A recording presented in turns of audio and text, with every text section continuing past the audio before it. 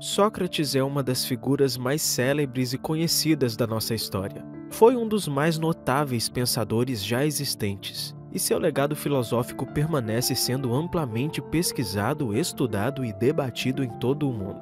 Porém, apesar de ter se tornado uma personalidade tão conhecida, Sócrates não fundou nenhuma escola. Assim como nada escreveu através de seus próprios punhos, e aquilo que sabemos a respeito de sua trajetória de vida e de sua filosofia chegou até nós por intermédio de outros autores, dentre os quais existem três que costumam ser apontados como os principais representantes: Platão, Aristófanes e Xenofonte, sendo o primeiro deles certamente o mais conhecido, já que foi pupilo de Sócrates e acabou por também se tornar um filósofo muito importante, e cuja herança filosófica, assim como a de seu mestre, também é de enorme valor. Esses três autores retrataram Sócrates de formas diferentes. Platão, que viveu de 428 a 348 a.C., e Xenofonte, que viveu de 430 a.C. até 355 a.C., mostraram ser grandes admiradores de Sócrates, diferentemente do dramaturgo grego Aristófanes, que apresentou uma visão menos favorável a respeito do filósofo ateniense. Aristófanes faz uma abordagem sobre Sócrates numa comédia datada de 423 a.C., intitulada As Nuvens, na qual o pensador grego é ridicularizado e chamado de falso sábio, além de ser visto como um corruptor da juventude e ser acusado de desrespeitar os deuses através de sua filosofia. Além disso, Aristófanes apresenta Sócrates como se ele fosse um sofista. Contudo, não podemos nos esquecer de que esse dramaturgo escreveu algumas das mais célebres comédias da antiguidade, e por isso precisamos relevar essa maneira caricata que ele usou para descrever o filósofo. De qualquer forma, embora não saibamos exatamente quais eram suas intenções, seus escritos são muito importantes para que possamos conhecer a vida do grande filósofo grego. Porém, apesar dessa caracterização desfavorável de Sócrates feita por Aristófanes, ele também fez registros que se assemelham muito aos que foram feitos por Xenofonte e Platão. Ele cita, por exemplo, o uso da dialética como uma ferramenta comunicativa usada por Sócrates. Menciona também o tão conhecido método socrático, através do qual o filósofo interrogava seus interlocutores. Na peça As Nuvens, estão presentes algumas curiosas e significativas características biográficas de Sócrates, que é descrito como um indivíduo simples e pobre que tinha o hábito de caminhar descalço e que morava numa casa muito humilde. Aliás, a humildade de Sócrates foi um dos principais marcos de sua vida e foi também citada em outras fontes. Em Ditos e Feitos Memoráveis de Sócrates, por exemplo, Xenofonte escreveu que ele não possui escravos, seus alimentos e suas bebidas não são requintados, suas vestes se resumem a um manto grosseiro, tanto no verão como no inverno, não possui calçados ou túnica. Além desses três autores, há outros muito importantes que fizeram menções a respeito de Sócrates, tal como é o caso de Diógenes Laércio, de Cícero, além de Aulótipo e, é claro, Aristóteles, que foi um outro brilhante filósofo grego. Considerando o relato conjunto desses escritores e pesquisadores, foi possível construir um panorama da trajetória de vida e filosofia de Sócrates. Sócrates nasceu na cidade de Atenas, em 469 a.C. Seu pai se chamava Sofrôniscos e trabalhava como escultor. Sua mãe era uma parteira chamada Fenárete. Há algumas pinturas, afrescos e esculturas que nos ajudam a ter uma ideia de como o filósofo era fisicamente. E ao que parece, a beleza não era o seu forte. Porém, esse detalhe é simplesmente insignificante diante da maestria de seu pensamento e da grandeza de seu legado filosófico. Seja como for, ele foi suficientemente atraente ao coração de Xantipa, com quem foi casado e com quem teve um filho chamado Lamprócles. Posteriormente, segundo consta em algumas fontes, teria tido outros 2 filhos com uma outra esposa. Ele era um sujeito avesso ao luxo, vestindo-se de forma simples e despojada, levando a vida de uma maneira muito modesta, sem demonstrar importância aos bens materiais. Essas características acabaram por se tornar um marco a seu respeito. Seu comportamento, por vezes, era bem peculiar e chamava a atenção de alguns contemporâneos, pois em certas ocasiões ficava parado e meditativo, permanecendo assim, disperso por bastante tempo. Era como se o filósofo não notasse e nem sentisse mais nada ao seu redor, e apenas se concentrasse em contemplar seus pensamentos. Platão, em um de seus diálogos chamado O Banquete, narrou alguns desses traços característicos do filósofo. Escreveu, por exemplo, que Sócrates era resistente a temperaturas baixas, e em ocasiões que tantos outros se protegiam de geadas, o filósofo era capaz de enfrentá-las ao ar livre, vestindo somente uma manta. Além disso, andava descalço no gelo e parecia nem ao menos sentir o frio debaixo de seus pés. Certa vez, na Potideia, em 432 a.C., teria incrivelmente passado 24 horas paralisado, olhando para o horizonte e refletindo sobre alguma ideia. Fato esse que impressionou os soldados que estavam acampados com o filósofo no local. Ainda na obra O Banquete, Platão também nos conta que o mestre era capaz de ingerir bebidas alcoólicas como nenhum outro homem, e mesmo assim jamais foi visto embriagado. Durante um período de sua vida, Sócrates tentou seguir o mesmo caminho profissional de seu pai, mas não prosperou como escultor. Durante a juventude, chegou a prestar serviço militar e atuou na Guerra do Peloponeso, que foi um conflito entre as cidades de Atenas e Esparta, ocorrido de 431 a 404 a.C. Nesse feito houve bastante destaque e reconhecimento por seu heroísmo, mas, como hoje sabemos, seu destino era outro, a filosofia. Um dos grandes marcos da filosofia socrática é a frase "só sei que nada sei", que se tornou muito conhecida. Através de um diálogo platônico, o próprio Sócrates contou a origem dessa tão famosa sentença.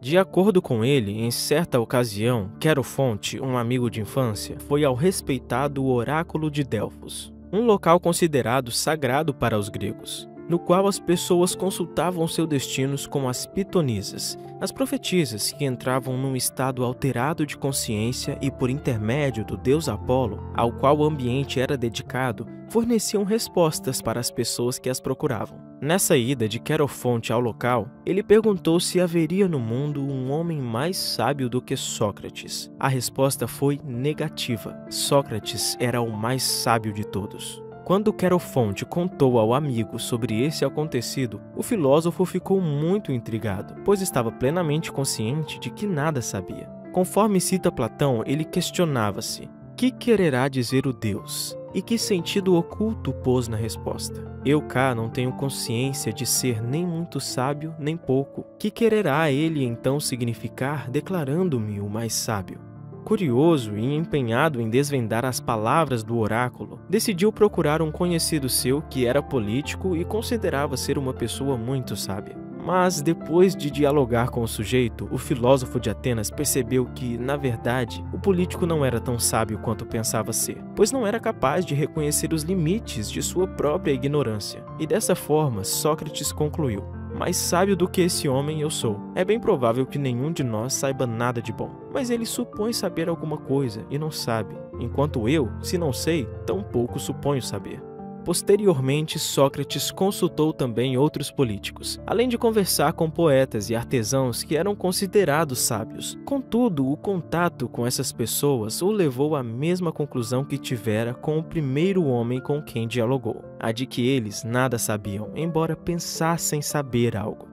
Sócrates se tornou uma figura popularmente conhecida em Atenas, e um dos principais motivos para isso acontecer foi o método socrático, que consistia basicamente num processo investigativo, pelo qual o filósofo abordava determinados indivíduos, fossem eles ricos ou pobres, jovens ou idosos, em locais variados como ginásios, praças públicas e banquetes, e lhe fazia uma série de indagações a respeito de determinados assuntos, que muitas vezes pareciam simples e certos para esses interlocutores, mas que logo acabavam sendo vistos por eles como incertos.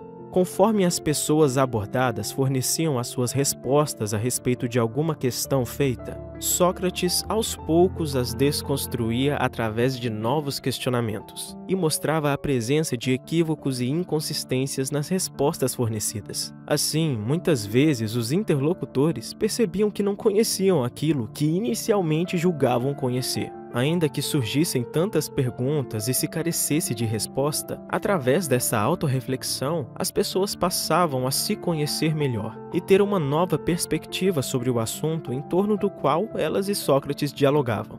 O filósofo, dessa forma, usou sabiamente a dialética, que é a arte do discurso, como uma ferramenta linguística de busca pela verdade e que, como foi dito, ajudava muitas vezes as pessoas a perceberem que certos conceitos que eram aceitos como verdadeiros eram vistos como falsos. E assim esses interlocutores acabavam reconhecendo sua ignorância. Sócrates comparava esse método com a profissão de sua mãe, que, como foi citado no início do vídeo, era parteira. Ele entendia que essa sua prática filosófica ajudava no nascimento de novas ideias, sendo que essas ideias já se encontravam no interior das pessoas, e ele apenas ajudava a fazer com que elas nascessem, como se ele fosse uma espécie de obstetra. Esse parto que o pensador realizava, inicialmente questionando seus concidadãos e mostrando contradições e equívocos de raciocínio, e posteriormente fazendo com que tais pessoas alterassem suas perspectivas sobre o que pensavam conhecer de maneira sólida, foi chamado de maiêutica. Nesse ponto, é importante frisar que, conforme citado por Xenofonte, Sócrates jamais recebeu nenhum tipo de pagamento por seus ensinamentos, diferente do que faziam os sofistas. Outro ponto interessante de sua filosofia é a questão da virtude, que era considerado o mais valioso de todos os bens. Sócrates acreditava que o homem que possuía conhecimento era virtuoso e não era capaz de praticar o mal, sendo que o mal, portanto, seria causado justamente por pessoas ignorantes, que desconhecem o que é o bem, e por isso haveria uma relação entre a moral e o conhecimento. Em outras palavras, sabendo o que é bem, não haveria razões para praticar o mal. Aos 60 anos, Sócrates foi acusado e condenado em Atenas. Em Defesa de Sócrates, Platão nos conta como foram as alegações de seu mestre diante dos 3 acusadores, que se chamavam Anito, Meleto e Licão, e de outras pessoas que estavam presentes durante a condenação. Conforme Platão cita, Sócrates foi réu por corromper a mocidade e por não crer nos deuses em que o povo crê e sim em divindades novas. Xenofonte, que também retratou o processo de condenação e morte de Sócrates, ressalta em seu registro o quanto o filósofo ateniense se sentiu injustiçado. Tanto Xenofonte quanto Platão mencionam a admirável tranquilidade de Sócrates diante da morte. Durante a ocasião de seu julgamento, Sócrates contou aos presentes que ele possuía uma missão divina, que começou no período de sua infância, quando costumava escutar uma voz em sua mente. Essa voz seria de seu daimon. A essa palavra, daimon, historicamente já foram atribuídos significados diferentes, mas no caso de Sócrates, era uma espécie de gênio ou de guia pessoal, que eventualmente se comunicava com o filósofo, dando a ele algumas sugestões sobre o que fazer. Sócrates, por fim, foi condenado à morte e obrigado a ingerir cicuta, que é um veneno muito forte. No Fédon, Platão enaltece a admirável e inspiradora serenidade e coragem de seu mestre diante da morte. O homem me parecia estar feliz. Nos seus modos e em seu discurso, enfrentava a morte com destemor e nobreza. E no final dessa mesma obra se refere a Sócrates como sendo o melhor, mais sábio e mais justo dos homens. Sócrates foi um dos maiores filósofos que já existiram. A maioria dos escritores que o citam o retratam como um sujeito dotado de grande sabedoria. Sua herança filosófica é muito valiosa e influenciou vários outros pensadores que o sucederam. Sócrates, dentre outras coisas, nos ensina a analisar melhor nossos pensamentos e ter uma perspectiva mais clara da realidade que nos cerca. Ao estudarmos, tendemos a perceber o quanto é importante mantermos sempre uma postura crítica diante do mundo e o quanto a humildade é preciosa em nossa jornada pela busca do conhecimento. Platão foi um ilustre filósofo grego, cujo grandioso pensamento nos foi apresentado através de seus vários escritos que sobreviveram até os dias atuais. Platão nasceu na cidade de Atenas, por volta de 427-428 a.C., e pertenceu a uma família nobre. Seu pai se chamava Aristão e sua mãe Perictíone. O filósofo teve 2 irmãos, Adimanto e Glaucão, além de uma irmã chamada Potone. O pai de Platão, Aristeu, faleceu quando o pensador ainda era jovem, e após sua morte, Perictíone se casou novamente, dessa vez com o próprio tio, que se chamava Pirilampo, e dessa união nasceu Antífonte. Poucos sabem, mas Platão, na verdade, era um apelido. O nome do famoso filósofo era Aristócles, mesmo nome de seu avô. Platão origina-se do grego Platón e significa grande ou amplo. Platão recebeu o apelido com o qual ficou conhecido de seu treinador de luta por conta de seu porte físico. Platão viveu durante um período politicamente turbulento para Atenas. Ele viveu durante a Guerra do Peloponeso, que foi um conflito entre Atenas e Esparta. Também presenciou o período em que Atenas foi derrotada pela Sicília. E passou por uma importante mudança política, quando a democracia perdeu seu espaço para a oligarquia. Certamente essa fase de agitação serviu de influência para suas reflexões sobre ética e política. Platão recebeu uma boa educação ao longo de sua infância e juventude, e estudou assuntos bem diversificados, como música, história, geometria, aritmética, entre outros. Ao longo de sua juventude, se destacou nas práticas atléticas. Em seus estudos filosóficos iniciais, através do contato com seu contemporâneo Crátilo, passou a se interessar pelo pré-socrático Heráclito de Éfeso e, posteriormente, também estudou os filósofos da escola eleática, dentre os quais Parmênides teve um destaque especial para Platão. Quando tinha aproximadamente 20 anos, Platão se tornou um aluno notável do filósofo Sócrates. Sócrates tinha um comportamento peculiar aos seus contemporâneos. Vestia-se de maneira despojada e frequentava diversos locais públicos, nos quais interrogava os mais diversos indivíduos. Platão se tornou pupilo de Sócrates, e embora seu mestre nada tenha escrito, o fiel aprendiz registrou muitas informações a seu respeito. De modo que hoje, muito do que conhecemos sobre a vida e obra de Sócrates advém das obras de seu aluno Platão. Platão demonstrava ter interesse em seguir o rumo da política, mas quando seu admirado mestre Sócrates foi condenado e executado, ele se decepcionou profundamente com o governo local e começou a traçar outro rumo para sua vida.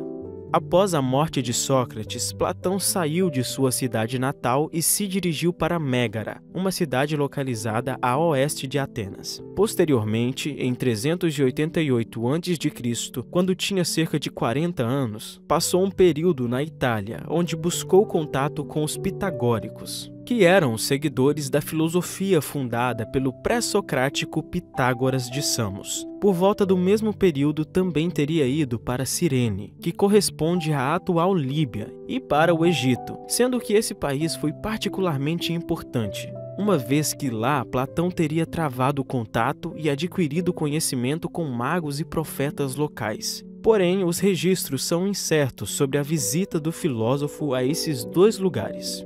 Quando estava na Itália, em certa ocasião, Platão conheceu o tirano Dionísio I, que convidou o filósofo para conhecer Siracusa, na Sicília, e que desejava que o pensador ateniense se tornasse seu conselheiro. Certamente, Platão esperava de alguma maneira expor e influenciar o governante com sua filosofia política, mas a relação entre os dois logo ficou conturbada, e surgiram alguns desentendimentos e incômodos entre ambos. Dionísio I ficou tão irritado com o pensador grego que o vendeu como escravo para um espartano de Égina, ilha que se localizava nas proximidades de Atenas. No entanto, Platão conseguiu escapar daquela situação por intermédio de Anicérides de Cirene e voltou para Atenas. Durante essa conturbada passagem pela Itália, Platão formou laços de amizade com o filósofo grego Dion, parente de Dionísio I. O retorno de Platão dessa primeira viagem que empreendeu a Sicília foi particularmente importante. Com então cerca de 40 anos, ele fundou nas proximidades de Atenas a sua própria escola filosófica, chamada de Academia. Esse nome, Academia, provém de Academos, que foi um importante herói ateniense. O local estava associado com o culto às musas, entidades ligadas ao deus Apolo, que foi uma das principais e mais cultuadas divindades da Grécia Antiga. Platão, pelo que sabemos, não cobrava nada daqueles que frequentavam o local. Outro fato importante é que há relatos de que ao menos 2 mulheres participaram das reuniões dessa escola filosófica. Platão, em seus escritos, explorou diferentes áreas de investigações filosóficas, como, por exemplo, a epistemologia, a política, a metafísica, a ética e a estética. Dentre muitos aspectos que compõem sua filosofia, os mais importantes e também mais conhecidos são o mundo das ideias e mito da caverna. O mundo das ideias é um dos pilares da filosofia platônica. Esse tema não aparece somente num único livro, mas vários de seus textos. Sendo que o plano chamado por ele de mundo das ideias é caracterizado por ser imutável, eterno e estável. Já o mundo sensível, que é aquele que aprendemos através de nossos sentidos, é caracterizado pela mutabilidade das coisas. E seria o mundo das aparências, das cópias imperfeitas daquilo que, por sua vez, se encontra no mundo das ideias, no qual estão as essências, as verdades em si mesmas. Isso significa que no mundo das ideias, as coisas são o em si, são absolutas, enquanto no segundo plano, ou seja, no mundo sensível, as coisas apenas existem de maneira aparente, pois suas causas primeiras, como dito, estão no mundo das ideias. Aquilo que há na dimensão dos sentidos é uma cópia do que pertence ao mundo das ideias. Portanto, a verdadeira causa das coisas no mundo sensível é precisamente suprassensível. Em outras palavras, aquilo que há no mundo no qual vivemos é uma sombra do que habita o mundo das ideias. Para ilustrar esse pensamento, Platão escreveu aquilo que se tornou conhecido como mito ou alegoria da caverna. Imagine uma caverna na qual se encontram vários prisioneiros, que desde seu nascimento estão acorrentados no local e virados apenas para uma única direção, vendo sombras projetadas por objetos atrás delas, iluminados por uma fogueira. Eles acreditam que essas sombras são a realidade. Quando um prisioneiro se liberta e sai da caverna, ele inicialmente se deslumbra com a luz do sol e a verdadeira realidade, mas eventualmente compreende e aceita esta nova perspectiva. Ele percebeu que as sombras que via antes não eram as coisas em si mesmas. O homem retorna para a caverna para compartilhar o que descobriu, mas os outros prisioneiros zombaram dele e simplesmente não acreditaram em nenhuma de suas palavras. Eles permanecem lá, iludidos, acreditando que as sombras eram a verdade em si mesma, sem saber que as coisas em si não estavam naquele local. Nessa metáfora, o mundo sensível é a caverna, e o mundo das ideias, ou seja, a realidade mesma, a causa daquilo que faz parte do mundo dos sentidos, é o que existe no exterior da caverna. Essa alegoria também pode ser interpretada e compreendida de maneiras diferentes, se relacionando inclusive com outras faces da filosofia platônica, tal como a gnoseologia, a ética e até mesmo a política. Em que pese importantes, o mundo das ideias e mito da caverna são apenas uma parte da extensa e complexa obra de Platão, que aborda estudos sobre estética, moral, reflexões sobre o amor e vários outros assuntos. Em 367 a.C., Platão retorna a Sicília. Nessa ocasião, tentou se aproximar de Dionísio II, que estava no poder sucedendo o pai. Platão foi até lá porque aparentemente o tirano Dionísio II havia desenvolvido gosto pela filosofia e queria estudar com o filósofo. Mas assim como aconteceu anos antes, a passagem de Platão pela Sicília foi frustrante, e seu encontro com o teimoso Dionísio II não foi nada frutífero, logo surgindo desavenças entre ambos. Mas este não era o fim da passagem de Platão na Sicília. No ano de 361 a.C., o pensador grego se dirigiu mais uma vez para essa cidade, dessa vez acompanhado de seus 2 alunos, chamados Xenócrates e Espéusipo.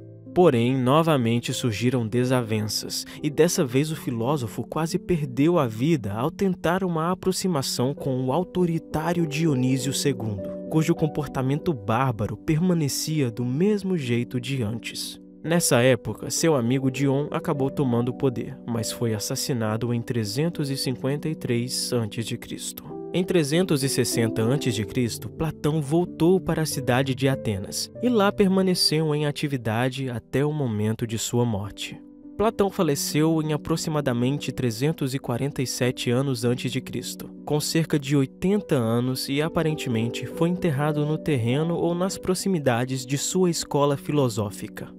A Academia de Platão foi destruída em 86 a.C. por Lúcio Cornélio Sulla, um militar romano que nesse mesmo ano conquistou a cidade grega. Não apenas a Academia foi destruída, mas vários outros ambientes da cidade também foram, como o Liceu, escola filosófica fundada por Aristóteles. Mesmo após a destruição da academia, a escola platônica continuou a ser ensinada, até que, em 529 d.C., foi fechada a mando de Justiniano, imperador romano. No século XX, o local da academia foi localizado e atualmente é um sítio arqueológico que pode ser visitado gratuitamente, recebendo diversos turistas. O vasto legado filosófico de Platão influenciou outros renomados nomes da história da filosofia. Aristóteles foi um dos alunos da academia durante um período de quase 20 anos e recebeu enorme influência de Platão, que foi seu professor.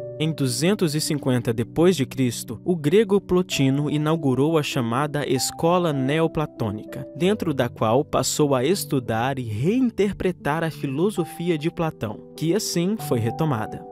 Além de Plotino, muitos outros pensadores como Santo Agostinho, Porfírio, Bergson e Arthur Schopenhauer foram influenciados pelas célebres obras de Platão, que foi certamente um dos maiores gênios da humanidade, e cujos livros permanecem sendo traduzidos em várias línguas e atraindo leitores e pesquisadores do mundo todo. Dentre suas obras de maior destaque se encontram A República, O Banquete, Fédon, Teéteto e Fedro. Até hoje, o nome de Platão é reconhecido mesmo por quem não conhece filosofia, e seus ensinamentos continuam a influenciar novas gerações de pensadores.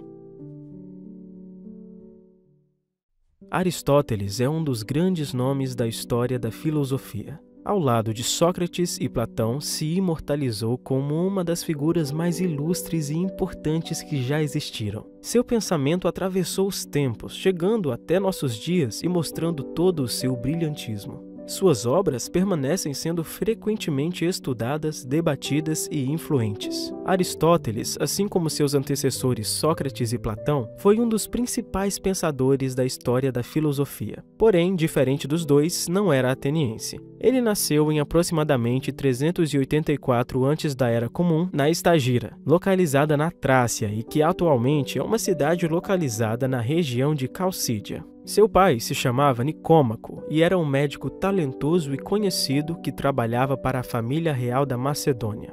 O famoso historiador Diógenes Laércio certa vez descreveu Aristóteles, dizendo que ele tinha uma fala sussurrada. Suas pernas eram muito finas e os olhos miúdos, mas se vestia com espalhafato e se penteava cuidadosamente. Aristóteles teve uma condição financeira privilegiada. No período de sua infância e juventude, o filósofo de Estagira recebeu uma boa educação e, quando tinha entre 16 e 17 anos, foi enviado para a cidade de Atenas para estudar na academia com Platão, que nesse período já tinha cerca de 70 anos. Lá, permaneceu e estudou durante quase 20 anos, saindo da cidade apenas após a morte de seu mestre, pois com o falecimento de Platão, quem herdou a academia foi seu sobrinho Espéusipo, que deu grande ênfase ao ensino da matemática, o que desagradava a Aristóteles. Aristóteles, apesar de ter sido discípulo de Platão, elaborou um pensamento filosófico que em vários aspectos difere daquele que foi sustentado por seu mestre. Ele, aliás, foi bastante crítico em relação a certos aspectos da filosofia platônica. Essas divergências se expressam, por exemplo, na metafísica aristotélica, que se distanciou da que foi formulada pelo mestre da academia, baseada no mundo sensível e no mundo suprassensível. Outra particularidade está no especial interesse e atenção de Aristóteles para com as ciências empíricas, algo que não vemos nas obras de Platão e que, por outro lado, é veemente na totalidade do legado de Aristóteles, que realizou pesquisas importantes sobre a natureza. O filósofo se dirigiu então para Atarneus, uma colônia grega da Ásia Menor. Essa época foi particularmente importante na vida de Aristóteles, pois lá ele conheceu a sobrinha do rei Herméias de Atarneus, chamada Pítias, mulher com quem se casou e ao lado de quem, ao que consta, nutriu um relacionamento próspero. O filósofo certa vez escreveu que, após morrer, gostaria de ser enterrado junto com a amada. Em 348 antes da Era Comum, viveu um período em Assos e, em seguida, se dirigiu para Mitilene, capital da ilha de Lesbos. A passagem de Aristóteles por essas localidades foi especialmente marcada pelos intensos estudos de biologia e pela cuidadosa observação da natureza. Em Lesbos, estudou com ênfase a vida marinha, e em Assos chegou a abrir uma academia, na qual ministrou pesquisas na área da biologia. Um dos grandes marcos da obra aristotélica é justamente seu pioneirismo no estudo detalhado e na classificação sistemática de certas espécies. O filósofo teria dissecado alguns animais para estudá-los com mais atenção. Comparou e observou atentamente as formas de vida presentes na natureza, como nenhum antecessor fez. Suas colaborações nesse sentido foram tão importantes que, hoje em dia, é difícil e seria até mesmo injusto falarmos da história da ciência sem mencionar o célebre nome de Aristóteles.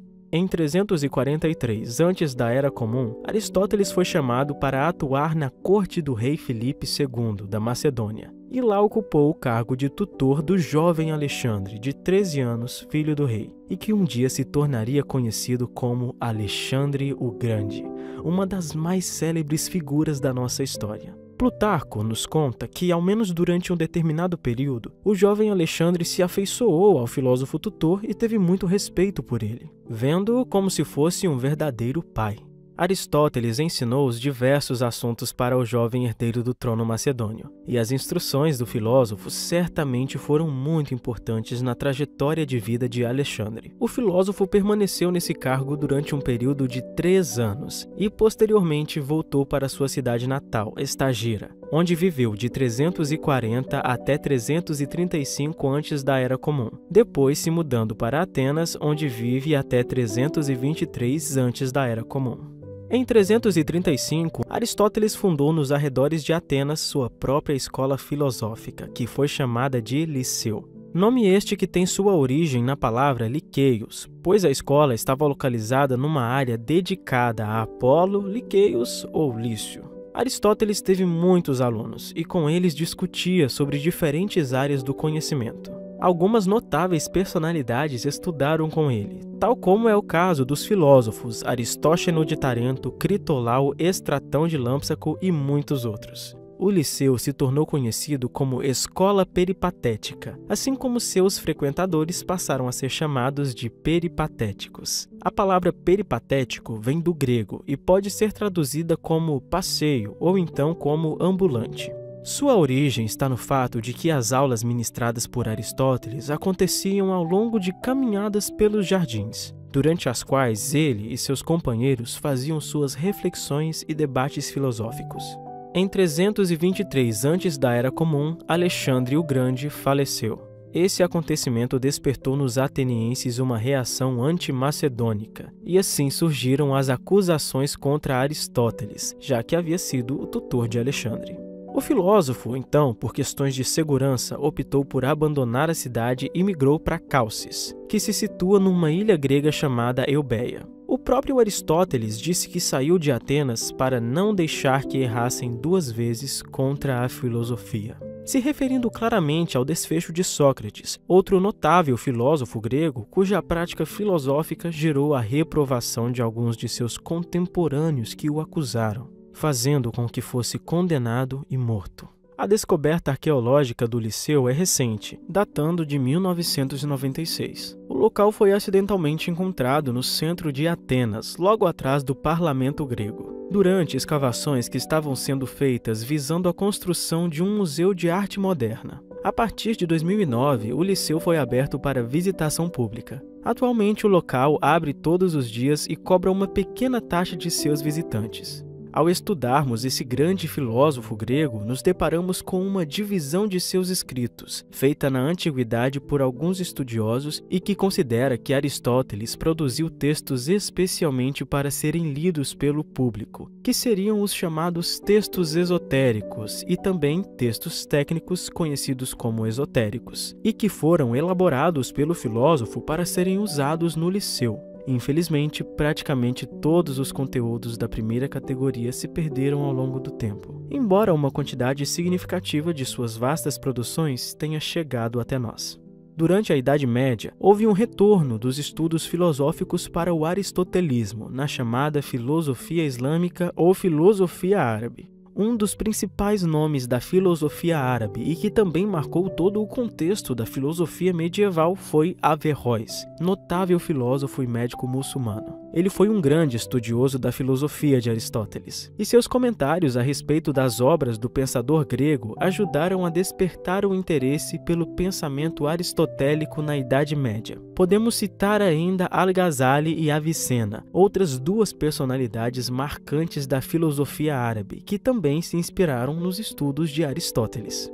Além de toda a influência e visibilidade que a filosofia aristotélica teve ao longo dessa época, após esse período histórico, suas obras continuaram se fazendo presentes e inspirando grandes personalidades, dentre as quais podemos mencionar dois homens ilustres: o polonês Nicolau Copérnico e o italiano Galileu Galilei. Este último, aliás, discordou e contestou a física aristotélica. Além dessas duas personalidades consagradas, Darwin nos deixou as seguintes palavras: Linneu e Cuvier são meus deuses, embora em aspectos muito diferentes, mas eles foram meros alunos comparados com o velho Aristóteles. Aristóteles aborda em seus escritos várias áreas de estudo, como a metafísica, a ética, a política, a lógica, a zoologia, a matemática, a arte, entre outras abordagens. De maneira geral, através de seus escritos e da vasta abrangência de temas, o filósofo acabou por contribuir com muitas áreas do conhecimento além da filosofia.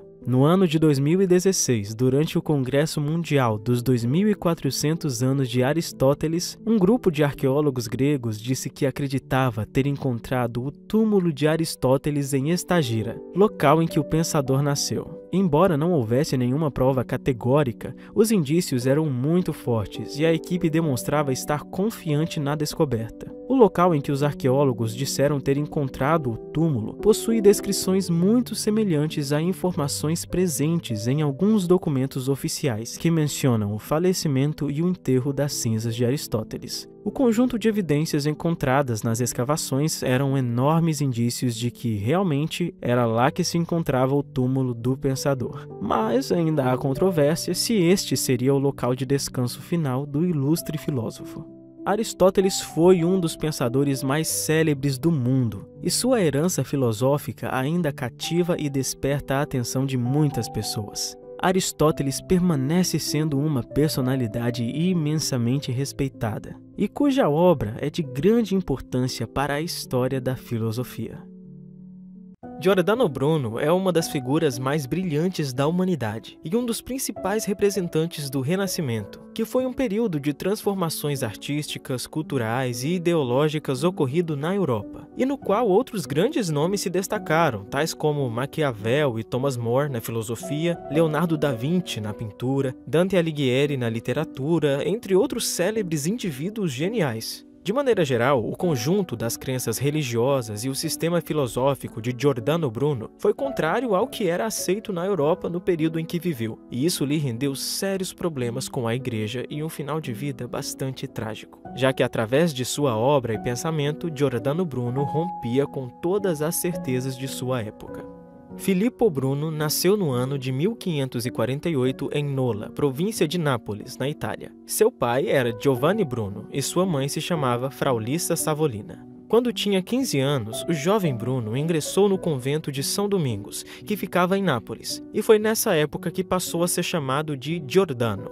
O jovem italiano passou uma década no convento e saiu de lá em 1575. Durante o período em que viveu sob essa atmosfera cristã, Bruno teve contato com autores e temáticas que se afastavam bastante dos preceitos católicos, tais como Lúlio e Copérnico. O primeiro, Lúlio, apresentava um novo método de pensamento, que tentava conciliar razão e fé, enquanto Copérnico, por sua vez, foi um defensor do heliocentrismo, ou seja, acreditava que a Terra girava em torno do Sol, diferentemente da ideia vigente aceita na época, que dizia que o Sol que girava em torno da Terra e que a Terra era o centro do universo. Por travar contatos com esses escritores e com outras tantas ideias, incluindo também o interesse que tinha pela cabala judaica e pela obra de Nicolau de Cusa, além de dar indícios de que possuía uma visão religiosa diferente daquela que compunha o catolicismo. Bruno logo começou a receber críticas, investigações e repreensões por parte dos membros do convento, pois de maneira geral sempre se mostrou bastante crítico em relação aos dogmas teológicos que faziam parte de sua época. Esse espírito rebelde que se manifestou nele nesse período o acompanharia durante toda a sua vida. Não demorou para que Giordano fosse acusado de heresia, fato ocorrido em 1576, e fez com que tivesse que fugir para Roma ainda jovem, aos 28 anos. Depois, Giordano Bruno se dirigiu para outras cidades de seu país natal, passando por lugares como Turim, Gênova, Noli, além de outras localidades. E ao longo dos 14 anos seguintes, o conhecido pensador italiano peregrinou por vários países da Europa, como França, Inglaterra, Suíça e Alemanha. Em meio a essa rica experiência de passagens por distintos locais do continente europeu, Giordano Bruno ministrou aulas de astronomia e de latim. Giordano Bruno, ao longo de sua vida, não teve problemas somente com os dogmas católicos. Em 1579, quando esteve na comuna italiana de Gênova, se aproximou da igreja calvinista, mas logo foi excomungado pois não compactuava com alguns de seus preceitos. Posteriormente, também foi excomungado pela igreja luterana, a qual havia se convertido durante um período em que passou na Alemanha. A expulsão da igreja luterana aconteceu após aproximadamente um ano. Assim como também havia acontecido em relação ao catolicismo, suas ideias eram essencialmente distintas ao que essas duas outras doutrinas religiosas ofereciam. Uma das principais características da filosofia de Giordano Bruno é que ele considerava que o universo fosse infinito e ilimitado. O célebre pensador italiano também dizia que deveriam existir muitos outros planetas parecidos com a Terra, e que eles deveriam ser igualmente portadores de vida inteligente, assim como é o nosso próprio mundo. Deus, acreditava o filósofo, era infinito, e dessa forma sua criação também deveria ser igualmente infinita,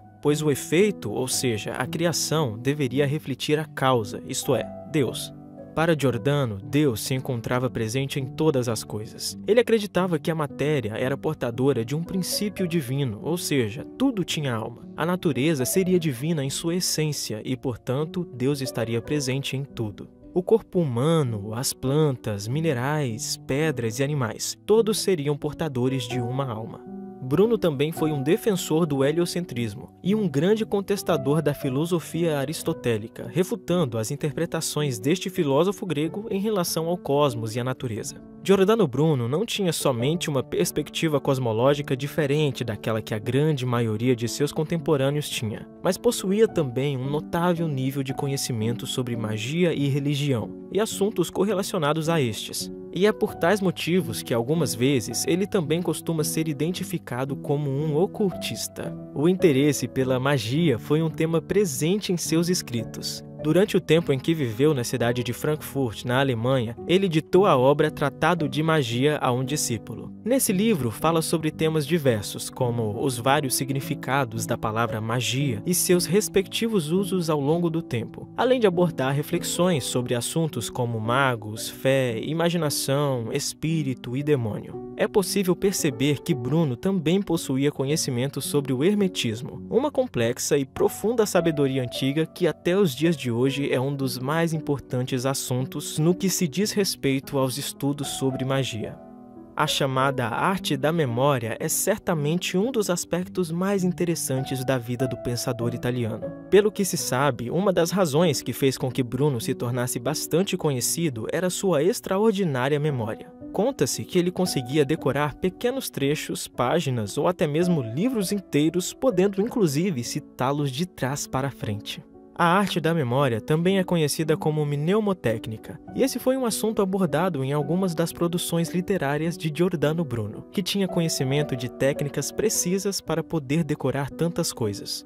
Para isso, ele basicamente usava uma série de ilustrações simbólicas que possuíam certos significados específicos e utilizava a imaginação como uma ferramenta poderosa e eficaz, pela qual se imprimia na mente aquilo que se desejava decorar. No entanto, historicamente, esse tipo de técnica e prática de memorização não começou com Bruno, e já existiam e eram utilizadas antes dele, embora ele tenha se destacado devido ao seu conhecimento no assunto e devido ao seu impressionante talento de memorização. Bruno chegou a ensinar a arte da memória para várias pessoas, dentre as quais o rei Henrique III. Uma de suas obras, na qual o pensador italiano aborda a arte da memória, chamada De Umbris Iderum, foi justamente dedicada a Henrique. Durante suas peregrinações no ano de 1590, o pensador passou a viver em Frankfurt, na Alemanha. Enquanto estava por lá, certa vez, foi procurado por um nobre de Veneza que se chamava Giovanni Mocenigo e que demonstrava um enorme interesse em aprender os conhecimentos de Giordano Bruno sobre a arte da memória. O filósofo aceitou partir com Mocenigo, que o abrigaria e lhe daria proteção em troca de conhecimento. No entanto, em 22 de maio de 1592, Mocenigo trancou o filósofo num aposento de sua casa e foi buscar representantes do Santo Ofício, para os quais entregou prontamente Giordano Bruno e alguns de seus escritos que ainda não tinham sido publicados. A igreja há algum tempo já ansiava por prendê-lo por seus trabalhos subversivos. Mocenigo traiu a confiança de Bruno, e a partir dessa ocasião a vida do pensador de Nola tomaria um rumo trágico. O processo de Giordano Bruno teve início no dia 3 de julho de 1592 em Veneza. No ano seguinte, o processo continuou na cidade de Roma. O filósofo foi mantido preso durante os longos anos de seu julgamento, até que, por fim, no dia 20 de janeiro de 1600, sob ordem do Papa Clemente VIII, foi declarado pela congregação que os livros de Giordano Bruno deveriam constar no Índex de Livros Proibidos, e o pensador italiano foi condenado à morte. Conta-se que, ao saber qual seria o seu destino, fixou o olhar nos juízes e, com ousadia, disse que eles, ao pronunciarem sua sentença, sentiam mais medo do que ele próprio tinha ao escutá-la. Bruno, ao longo da época na qual esteve preso e foi julgado, demonstrou muita coragem e manteve uma firme defesa de suas crenças.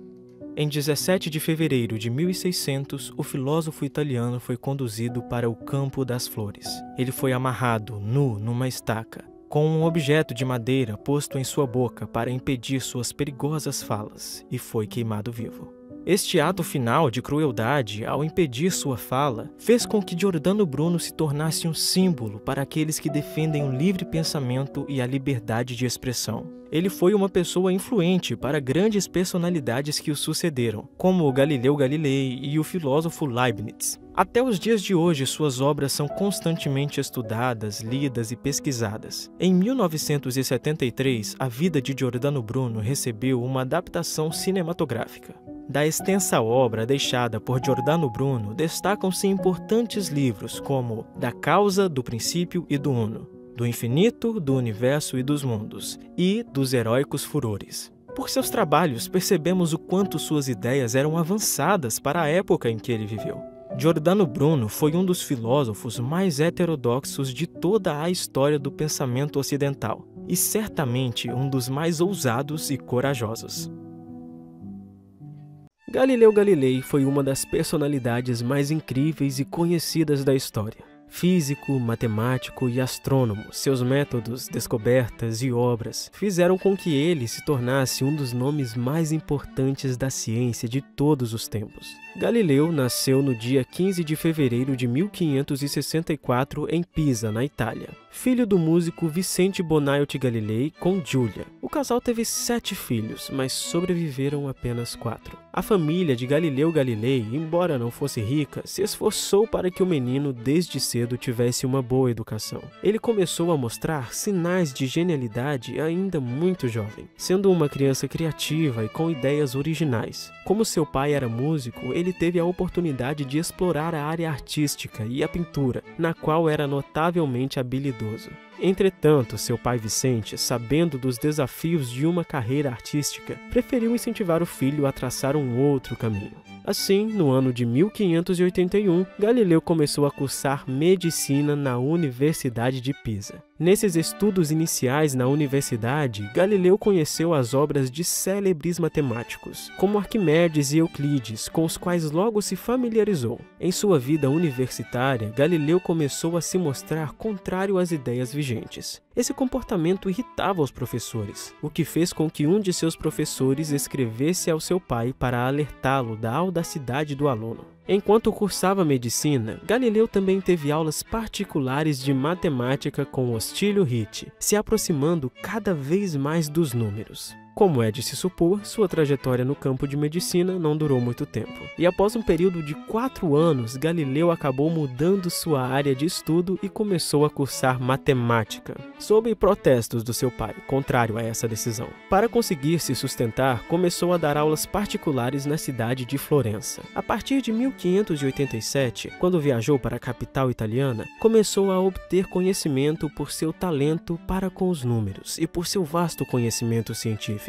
Em 1589, Galileu começou a dar aulas na Universidade de Pisa. Mesmo em seu novo papel de professor, Galileu continuou a ter um perfil refutador de ideias consolidadas em seu tempo. A sua compreensão sobre o mundo, sobre ciência e sobre a natureza costumavam deixar as pessoas à sua volta simplesmente incrédulas. Ele chegou a questionar e criticar até mesmo o uso da túnica, tradicionalmente utilizada nos meios universitários. Nesse período em que trabalhava como professor, conta-se que Galileu teria realizado um experimento para estudar a gravidade arremessando 2 objetos da Torre de Pisa, para demonstrar como a força da Terra atrai todos os corpos da mesma forma. Em 1592, Galileu passou a lecionar na Universidade de Pádua, onde suas ideias foram mais aceitas e ele passou a conquistar a admiração e reconhecimento de professores e estudantes. O matemático italiano se relacionou com uma veneziana chamada Marina Gamba, com quem teve 3 filhos chamados Virginia, Lívia e Vincenzo.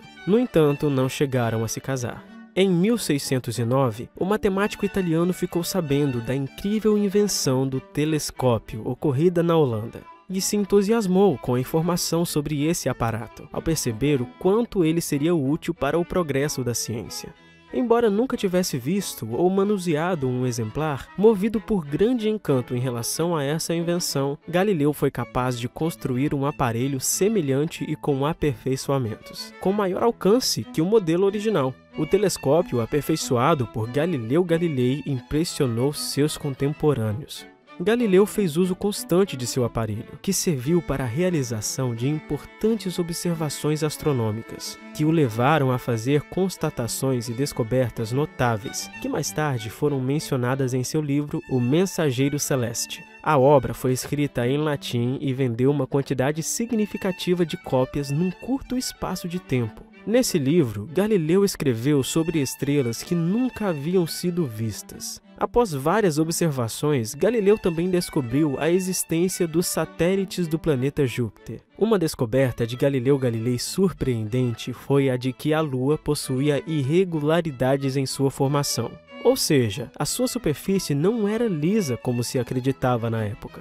Por suas observações, o notável italiano passou a ter uma visão astronômica essencialmente nova e distinta daquela que era assimilada pela maior parte de seus contemporâneos. Como inventor, além de aprimorar o telescópio, ele também aperfeiçoou a luneta e, em 1597, Galileu inventou o compasso geométrico, invenção essa que lhe rendeu algum dinheiro. O incansável matemático italiano estava sempre investigando e registrando suas teses em sua oficina, utilizando vários aparatos científicos que o ajudavam em suas pesquisas. Galileu utilizava uma linha de investigação e pensamento essencialmente diferente da herança aristotélica e teológica vigentes nessa época. Sua posição contrária à filosofia de Aristóteles foi exposta em alguns de seus livros, tais como Discursos sobre as coisas que estão sobre a água e História e demonstração sobre as manchas solares. Além desse posicionamento contrário ao pensador grego, Galileu compactuava com as ideias de Nicolau Copérnico, notável astrônomo e matemático polonês que defendia a heliocentria, que considerava que o Sol era o centro do sistema solar e que se opunha diretamente ao geocentrismo, que por sua vez era um modelo de universo que considerava que a Terra ficava imóvel no centro do universo.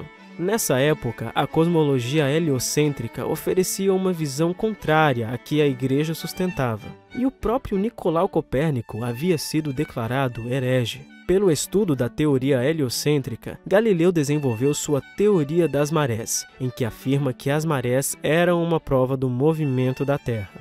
O italiano, curioso e empenhado em entender também o movimento dos corpos, conduziu um experimento em que fez rolar bolas num plano inclinado. Concluiu, então, que a aceleração por causa da gravidade atua da mesma forma sobre os objetos, não importando qual é a composição deles. Apenas com a ação de uma forma externa é possível alterar a velocidade dos corpos ou a sua direção. Além dos exemplos já citados, temos um legado imenso de estudos e teorias de Galileu. Ele escreveu várias obras, como Diálogos sobre os dois máximos sistemas de mundo, Discursos sobre as duas novas ciências, Cartas sobre as manchas solares, entre outras. Seus livros e estudos foram revolucionários, tanto para a astronomia quanto para a física. Na época em que viveu, a Igreja possuía um poder autoritário e uma influência social fortíssima na Europa. Assim sendo, como é de se supor, as ideias de Galileu logo começaram a incomodar as autoridades religiosas. Ao longo de sua vida, o italiano foi constantemente perseguido e teve inimigos políticos e religiosos. Em 1612, a Igreja havia considerado a obra e as ideias de Copérnico como heréticas. Mesmo assim, no ano seguinte, Galileu publicou um livro no qual mostrava compactuar com as ideias de Copérnico. De maneira geral, suas perspectivas de mundo, o conteúdo de suas obras e seus experimentos passaram a incomodar cada vez mais algumas pessoas ligadas à Igreja. E essa situação logo começou a crescer e ficar perigosa para Galileu Galilei. Em 1616, ele foi convocado a se apresentar oficialmente diante da Igreja, perante o cardeal Bellarmino. E em tal ocasião, o Santo Ofício deixou claro o quanto sua condição era delicada. Ele foi então aconselhado a parar de defender e proferir suas ideias que eram consideradas heréticas. Assinou um documento nesse sentido e se comprometeu a abandonar algumas ideias e pensamentos conforme a Igreja orientou sob forte tom de ameaça. O tempo passou, e embora Galileu continuasse escrevendo e realizando suas pesquisas e leituras, ele passou a assumir uma posição socialmente mais discreta. Contudo, no ano de 1632, ele publicou um livro chamado Diálogos sobre os dois máximos sistemas do mundo, Ptolomaico e Copernicano.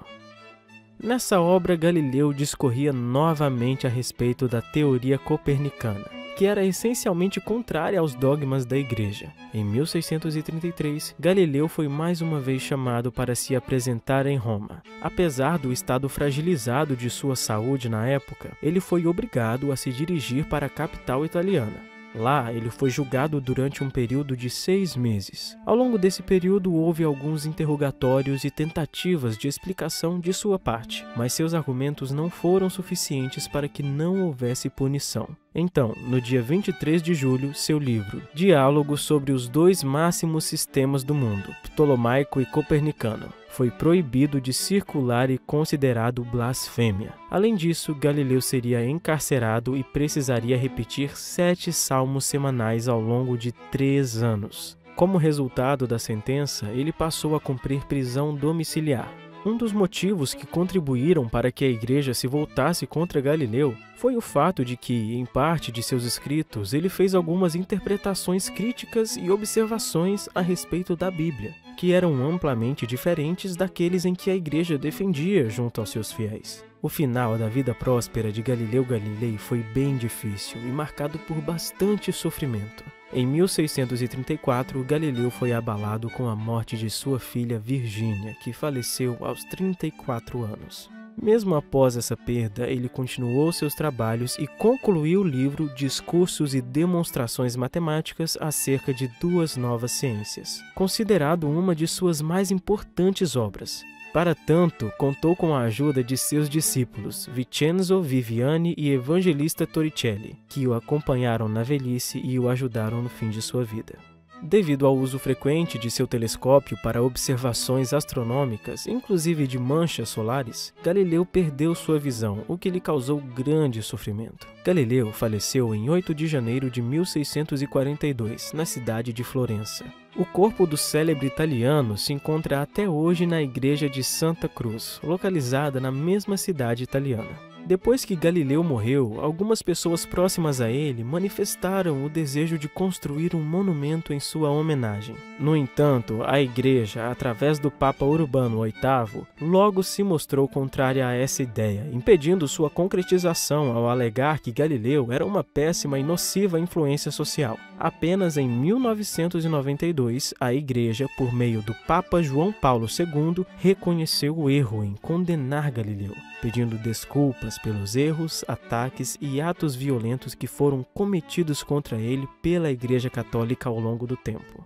Galileu foi um intelectual visionário, cujas descobertas mudaram o rumo da ciência. Ele acreditava fortemente na linguagem matemática do universo e prezava pela observação e experimentação como processos indispensáveis ao método científico. Seus métodos o distanciaram do vigente modelo aristotélico e, como resultado, o elevaram, fazendo com que ele oferecesse algo novo e diferente ao mundo.